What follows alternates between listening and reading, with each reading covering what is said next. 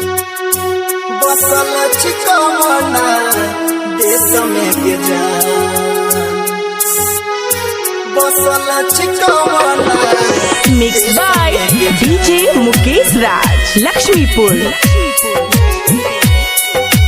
DJ Shri digital audio recording studio Biharigunj.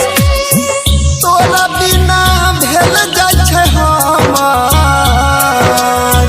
दिन दिन पगला के भेसगे जान। तोरा बिना भेल जाय छै हमार दिन दिन पगला के भेसगे जान। कटलो कटने समैया कटलो कटने समैया बसल छिपवना देश में के जान। कटलो कटने समैया बसल छिपवना डीजे गोविंदा दीवाना Samastipur. DJ Mukesh Raj Laxmipur Laxmipur Laxmipur. Music by DJ Vikas Sitamarhi. DJ Shri digital audio recording studio Bihariganj. तोहरे फिकिर से नहीं घोटैन पानी दिन रात बीतै छै गे जान कानी कानी।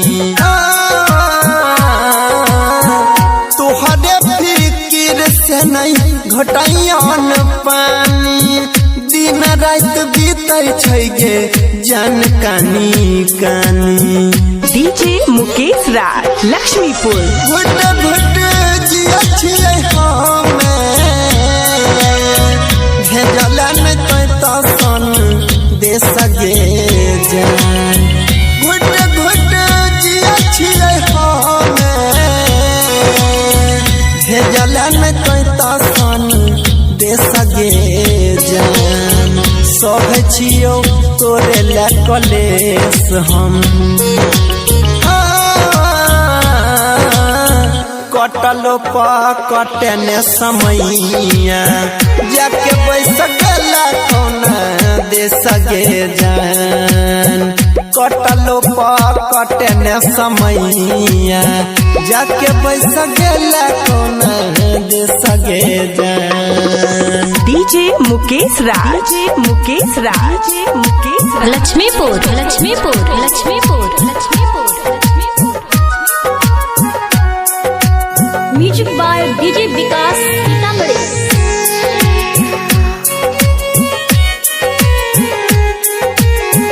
हमारे अंगनावा के छलत चन गे अब नहीं देखाई छा लागे निकल जेतै प्राण गे।